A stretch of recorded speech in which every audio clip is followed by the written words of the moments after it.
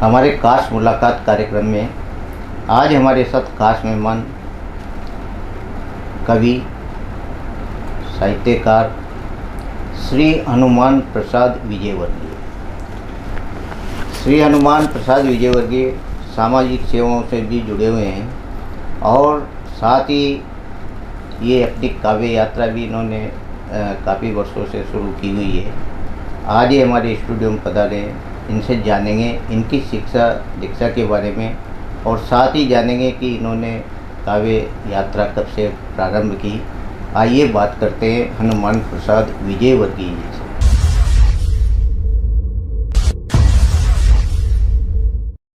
हनुमान प्रसाद जी, आपका हमारे स्टूडियो में बहुत बहुत स्वागत है। बिल्कुल, आपको बहुत बहुत धन्यवाद दिनेश जी, आपने हमें इस लायक समझा और याद किया। हनुमान प्रसाद जी, अपने जीवन परिचय के बारे में बताएं। आप कहाँ से हैं, आपकी शिक्षा कहाँ से हुई जी, और आप किन संस्थाओं से जुड़े हुए हैं और साथ ही काव्य यात्रा का आपका शुभारंभ कब से हुआ? जी, मेरा जन्म वैसे एक छोटे से गांव से है। आप जानते हो तो डिग्गी मालपुरा जयपुर साइड में है। जी जी। डिग्गी के पास में छोटा सा गांव है कल्याण जी, डिग्गीपुरे के राजा के नाम से फेमस है। और जयपुर से तो पैदल यात्राएँ भी काफ़ी आती हैं वहाँ। एकादशी को, पूर्णिमा को, वहीं से जन्म था सब। 6 मई 1964 का मेरा बर्थडे है और मैं कोटा में 89 से हूँ, 35 साल हो गए। वैसे बचपन से ही लिखने का और गुनगुनाने का तो शौक रहा है। पहले मैं गीत ही लिखता था, मगर जब से मैं कोटा आया तब से शिवराज जी श्रीवास्तव साहब से मैं जब से जुड़ा, लगभग 15 साल हो गए उनसे, तब से मैं कविताओं का लिखना प्रारंभ किया और तभी से आज तक मैं ज़्यादा कविताओं ही फोकस है, क्योंकि गीत तो पहले लिख चुके थे। फिर गीतों का अंदाज भी थोड़ा फिल्मी टाइप था, इस वजह से साहित्य जगत में तो आप जानते हो कविताओं का अलग ही महत्व रहता है। और फिर फिल्मी माहौल यहाँ पे कोटा में है नहीं। अगर जयपुर होता तो बात अलग होती, क्योंकि जयपुर में तो शूटिंग वगैरह चलती रहती है सर, तो मैं गीतों पे ज़्यादा फोकस देता। और वैसे गीतों पे एक एल्बम भी निकला था अपना 2000 में, मेरे गीत मेरे मीत के नाम से ही। तो काफ़ी 25 साल हो गए, वो भी यूट्यूब पे है, HP विजय सॉन्ग के नाम से है सर। 7 रोमांटिक गीत है उसमें। बाकी अभी फ़िलहाल मैं कविता भी फोकस हूँ और कविताएँ लिखता हूँ। साहित्य जगत से ये अखिल भारतीय साहित्य परिषद का मैं सदस्य हूँ, उनकी कई बुक्स निकली हुई है, जैसे शब्द विभावरी है, घर आए राम हमारे, ये काव्य क्लस है एक, काव्य क्लस में डॉक्टर गिरी साहब है, वो भी सम्मानित कर चुके हैं। और एक कपिल जी खंडेलवाल है, ये इनका है कोटा चौपाल, तो वहाँ कवि कोटा कवि चौपाल के नाम से उनकी साहित्य संस्था है। तो कई बार उनमें भी सम्मिलित हुए हैं, सम्मान दिया उन्होंने भी। तो काफ़ी संस्थाओं से जुड़े हैं वैसे। और आज तो 90% कोटा के कवि शायर साहित्यकार सब परिचित हैं।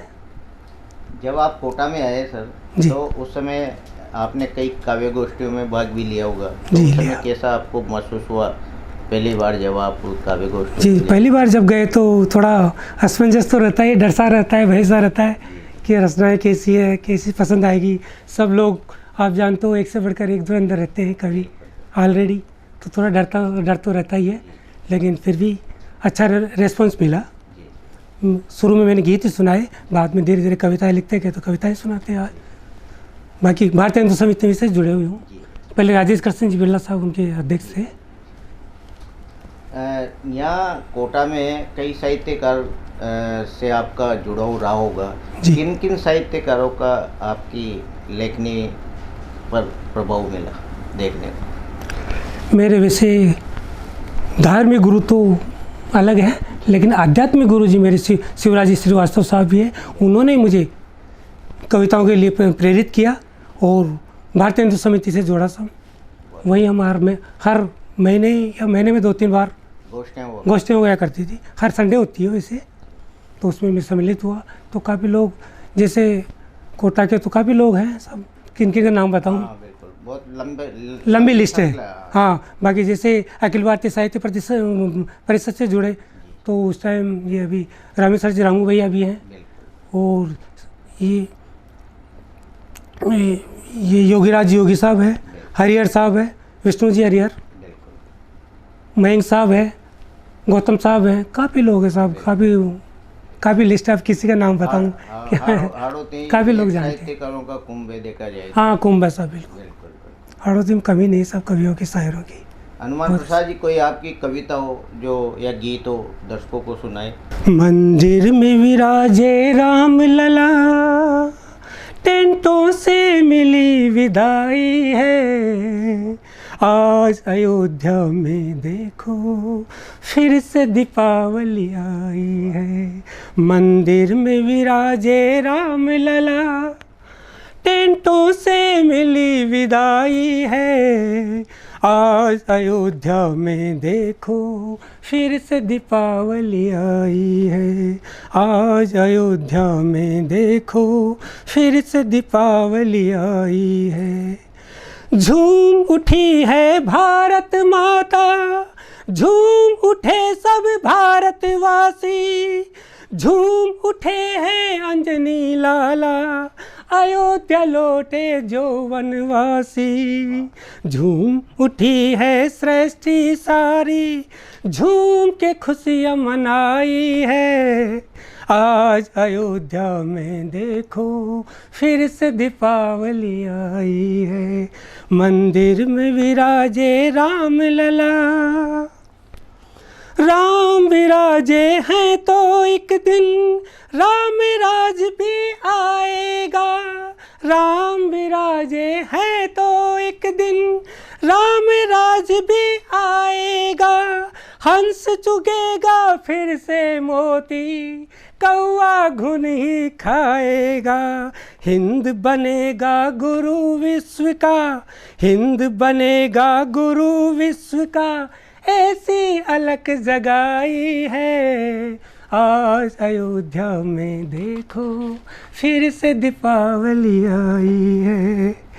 नामुमकिन को मुमकिन करना मोदी जी को आता है, जिनके कमलों से, भागीरथी प्रयासों से बिल्कुल सही है, ये शुभ घड़ी आई है 500 साल के बाद में, तो उनका अगर नाम नहीं लिया जाए तो कविता अधूरी रहेगी साहब। इसमें किसी पार्टी वाली बात मत समझना।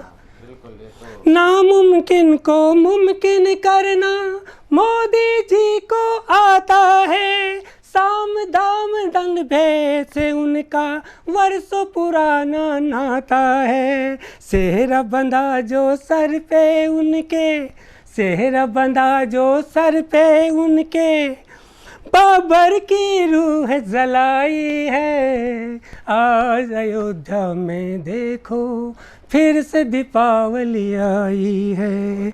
स्वर्ग बनी है आज अयोध्या, मोदी बन गए हैं हनुमान, स्वर्ग बनी है आज अयोध्या, मोदी बन गए हैं हनुमान, जिनके अथक प्रयासों से झूम उठा है हिंदुस्तान।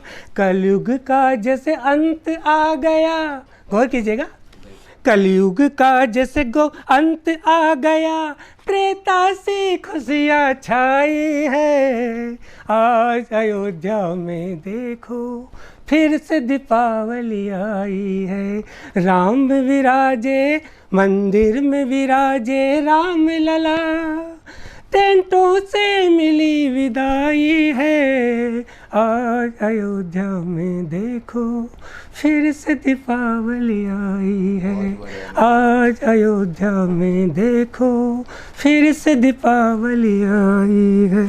ये था सर कविता आपने सुनाई हनुमान जी। जी सर। हनुमान जी, आपने जब भारतीय हिंदू समिति जी में जब आप जाने लगे तो उस समय कैसा माहौल हुआ करता था? क्योंकि जब आप तो नए नए थे और वहाँ बड़े बड़े साहित्यकार जब होते थे, आप अपनी रचना को पेश करते थे, उसमें कहीं त्रुटियाँ होती थी, तो कैसा एक महसूस होता था, कैसा आनंद मिलता था आपको उन लोगों? हाँ, वैसे आनंद तो काफ़ी मिलता था सर, डर भी रहता था, सुनाने में थोड़ा भय भी था। जी। बाकी सबका रिस्पॉन्स अच्छा मिला है, ऐसी कोई बात नहीं है। और बाकी त्रुटियाँ हो तो बड़े साहित्यकार लोग हमारे गुरुजी वगैरह फिर त्रुटियों को सुधारते भी थे। त्रुटियाँ भी हो ही जाती है, शब्दों की भी हो जाती है, आगे मात्राओं की भी रह जाती है। और बड़े बड़े साहित्यकार तो आप जानते हो उनके आगे शुरुआत तो कैसे होती है, तो डर का माहौल तो रहता ही है। बाकी आंतरिक काफ़ी खुशी होती है, घर आके काफ़ी खुशी मिलती है कि आज कोटा के हैं 10, 20, 25 साहित्यकारों के सामने अपनी रचनाएं प्रस्तुत की, थोड़ा रिस्पॉन्स भी मिला तो अच्छा लगता है सर, बहुत अच्छा लगा। हनुमान प्रसाद जी, आप गीतकार, आपने गीत भी काफ़ी लिखे जी, तो, पहले गीत ही लिखे थे। हाँ, तो ये गीत की जो प्रेरणा आपको कहाँ से मिली थी? गीत की प्रेरणा ऐसा था, तब छोटे से गांव में जन्म लिया था जी। बाद में मालपुरा तहसील में 9th क्लास से गए वहाँ पे, तो फिल्में वगैरह देखी। तो फिल्में देखते थोड़ा माहौल तो चेंज होता ही है, आप जानते हो, तो थोड़ा शौक भी बढ़ गया। शुरू से थोड़ा रोमांटिक मूड के तो थे ही, लिखते थे, गुनगुनाते भी थे। अब जैसे ही अच्छी अच्छी फिल्में देखी, अच्छी अच्छी गीत जहन में आई, तो वो लिखने की प्रेरणा जागृत हुई सर, सच्चाई है। पुराने गीतों से मैंने प्रेरणा ली है, सभी पुराने गीतों से। अब गीतों की लिस्ट तो क्या बताऊँ, काफ़ी गीत है, पुराने गीतों से प्रेरणा ली। फिर दिमाग में ये आया कि आप देखो कि लाखों करोड़ों गीत बन चुके हैं। जब कॉलेज लाइफ में गए तो ये लोग कैसे लिख देते हैं, ऐसी चीज़ कैसे तैयार हो जाती है, तो क्यों ना अपन भी एक चीज़, ये गीत लिखा जाए। तो मैंने शुरुआत की, ऐसे ही शुरुआत होती गई और काफ़ी गीत भी काफ़ी लिखे, 100 करीब गीत लिख दिए थे मैंने। और उसके बाद फिर कविताओं का बाद में दौर चला सब उठाने के बाद। हनुमान जी, आपने किन किन विधाओं में लिखा, जैसे श्रृंगार या ओज, किसमें आपका ज़्यादा जी लेखन रहा? गीत तो मैंने श्रृंगार में लिखा है, जी। क्योंकि रोमांटिक वो थोड़ा अंदाज फिल्मी था, तो रोमांटिक में लिखे हैं, काफ़ी गीत लिखे हैं, डुएट भी लिखे हैं। बाकी जब से कविता लिखने लगा तो फिर ओज पे ज़्यादा मेरा ध्यान रहा, ओज की कविताएं लिखता हूँ मैं। कोई कविता और सुनाया आप हमारे दर्शकों को? जब से मैंने हरिओम पंवार साहब की कश्मीर के ऊपर कविताएं सुनी, तब से ही मैं ओज में लिखने को लेकर तड़प उठा मैं। बहुत बढ़िया। और कश्मीर के ऊपर मैं लिखने कभी भी एक कविता भी नहीं लिखी थी, तब से ही मेरे को तड़फड़ाहट थी एकदम कि मैं कुछ ही लिखूं। जैसे 5 सितंबर 1918 था शायद, 5 सितंबर 1918 को आर्टिकल 370 का मोदी जी ने खात्मे का ऐलान किया। मैं खाना खा रहा था, टीवी सामने था, जो उनका ऐलान सुना, और आपको क्या बताऊं, एज ए मोमेंट, उसी क्षण कविता का जन्म हुआ, जो मैं आप सुनाना चाहूँगा। भारत माँ ने पुकारा है, दुश्मन को ललकारा है, अरे कल तक था कश्मीर, अब पूरा ही हमारा है, अब पूरा ही हमारा है। भारत माँ ने पुकारा है, दुश्मन को ललकारा है, कल तक था आधा कश्मीर, अब पूरा ही हमारा है, अब पूरा ही हमारा है। चिदम्बरम साहब कहते हैं कि मोदी जी ने धारा 370 की अर्थी निकाल दी। मैं पूछना चाहूंगा चिदम्बरम साहब से कि अर्थी तो एक न एक दिन सबकी निकलती है, और उससे तो आप भी नहीं बच पाएंगे। फिर धारा 370 कौन से कैद की मूली थी, और आप में दम होता तो आप निकालते, आपको किसने रोका था? बहरहाल जवाब देखिए, धारा 370 का जनाजा तो मात्र एक आगाज है। क्या कहते हैं मोदी जी कि धारा 370 का जनाजा तो मात्र एक आगाज है, असली जीत तो पीओ के होगी जो छल से उसके पास है, जो छल से उसके पास है। अरे छल कपट का खेल खेल कर वो सदा ही हारा है, कल तक था आधा कश्मीर, अब पूरा ही हमारा है, अब पूरा ही हमारा है। भारत माँ ने पुकारा है, दुश्मन को ललकारा है। अगला बंद देखिए, 7 अजूबे सुने थे हमने। कितने अजूबे साहब? 7 अजूबे सुने थे हमने। 8वां अजूबा ये मोदी शाह की जोड़ी है, ये नए भारत के कृष्ण अर्जुन हैं, इन्हें समझना दूर की कोड़ी है, इन्हें समझना दूर की कोड़ी है। इस मोदी शाह की जोड़ी का एक नया नारा है, अरे कल तक था आधा कश्मीर, अब पूरा ही हमारा है, अब पूरा ही हमारा है। एक बंद और देखिए, पाक तेरी ये पाप की लंका, पाक तेरी ये पाप की लंका, अब तो हम जलाएंगे। पाक तेरी ये पाप की लंका, अब तो हम जलाएंगे। मां कसम इस बार दीपावली हम पीओके में मनाएंगे, हम पीओके में मनाएंगे। विश्व मंच के विश्व पटल पर मोदी का चलता इशारा है, कल तक था आधा कश्मीर, अब पूरा ही हमारा है, अब पूरा ही हमारा है। जब पुलवामा हुआ था, पुलवामा का नरसंहार 40 सैनिक हमारे शहीद हुए थे, तब मोदी जी ने एक ही बात कही थी दिनेश जी कि ये आतंकियों ने बहुत बड़ी गलती की है और इस बड़ी गलती की सज़ा भी बड़ी ही मिलेगी। तभी ये कवि ने उसी वक्त भांप लिया था कि मोदी जी भी अब कुछ बड़ा ही करने वाले हैं, जबकि एयर स्ट्राइक तो 13वें दिन की गई थी। आप समझ रहे हैं मेरी बात को? उस कवि ने उसी टाइम 4 लाइनें लिख दी थी साहब, और वो पेश करना चाहूँगा। पुलवामा का आतंकी इतिहास अब कभी न भूला जाएगा, पुलवामा का आतंकी इतिहास अब कभी न भूला जाएगा। अरे जितना भी बहाया शहीदों ने खून, वो रंग अब दिखलाएगा, वो रंग अब दिखलाएगा। शहीदों की शहादत का बदला एयर स्ट्राइक कर उतारा है। अरे कल तक था आधा कश्मीर, अब पूरा ही हमारा है, अब पूरा ही हमारा है। भारत माँ ने पुकारा है, दुश्मन को ललकारा है, कल तक था आधा कश्मीर, अब पूरा ही हमारा है, अब पूरा ही हमारा है, अब पूरा ही हमारा है। हनुमान प्रसाद जी, आपने अब तक कितनी कविताओं का संकलन कर लिया आपके? जी, गीत तो पहले 100 करीब गीत तो पहले लिख चुका हूँ मैं। उसके बाद कविताएं 100-125 कविताएं, 125 करीब कविताएं 15 साल में लिख चुका। हनुमान प्रसाद जी, जाते जाते एक आपने गीत लिखे हैं, गीत सुना के जाइए हमारे दर्शकों को। जी ज़रूर, आपकी ख्वाहिश। और गीतों का तो मैं अपने कैसे बोल सकता हूँ कि शुरुआत ही मैंने गीत से की थी, रोमांटिक से। तो एक डुएट गीत लेता हूँ। अंदाज इसका एजे श्रृंगार रस का ही है, एजे फिल्मी है, नकल किसी की नहीं है, न शब्दों की है, अपनी धुन भी अपनी है सर, ठीक है। परदेसी पिया तूने लेके जिया, परदेसी पिया तूने लेके जिया, क्यों जीना मुश्किल किया। मैं तो अकेली संग न सहेली, एक का दिल वो भी दे दिया। परदेसी सनम तुझको अपनी कसम, तुझको न भूलेंगे हम, देंगे हम जान लाखों इम्तिहान, लेना पड़े चाहे अगला जन्म। परदेसी पिया तूने लेके जिया, क्यों जीना मुश्किल किया। मैं तो अकेली संग ना सहेली, एक का दिल वो भी दे दिया। परदेसी पिया। अंतरा देखिए, थोड़ा गला रुका हुआ है, गर्मी का टाइम है सर, वही है। देखा नहीं सुना मगर होते हैं परदेसी झूठे, झूठे वादे झूठी कस्में खाके वो दिल को लूटे। डुएट है सर, समझने की कोशिश कीजिएगा। पहले फीमेल और बाद में मेल। देखा नहीं सुना मगर होते हैं परदेसी झूठे, झूठे वादे झूठी कस्में खाके वो दिल को लूटे।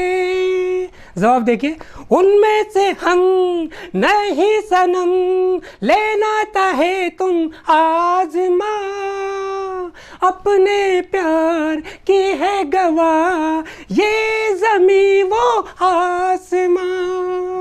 जो तूने कहा वो मैंने सुना, ये लाइन कॉमन है।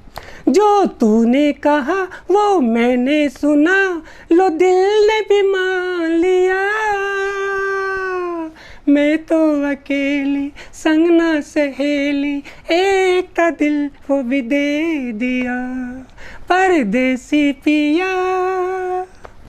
दूसरा अंतरा देखिए। परदेस से देश अपने जाओगे कब तुम सनम, जब भी जाओ तब भी जाओ, बारात लाओगे कब तुम बलम। परदेस से देश अपने जाओगे कब तुम सनम, जब भी जाओ बारात लाओगे कब तुम बलम, परदेस को देश अपना हम तो बनाए सनम, तुम जो मिले सब कुछ मिला फिर काहे देश का गम। इसमें बिल्कुल गला लूंध रहा है सब। तो ये जवाब था, जो तूने कहा वो मैंने सुना, जो तूने कहा वो मैंने सुना, लो दिल ने भी मान लिया, मैं तो अकेली संग ना सहेली, एक था दिल वो भी दे दिया, परदेसी पिया तूने लेके जिया, क्यों जीना मुश्किल किया, मैं तो अकेली संग ना सहेली, एक था दिल वो भी दे दिया, परदेसी पिया। ये थे हमारे साथ कवि गीतकार हनुमान प्रसाद जी विजयवर्गीय।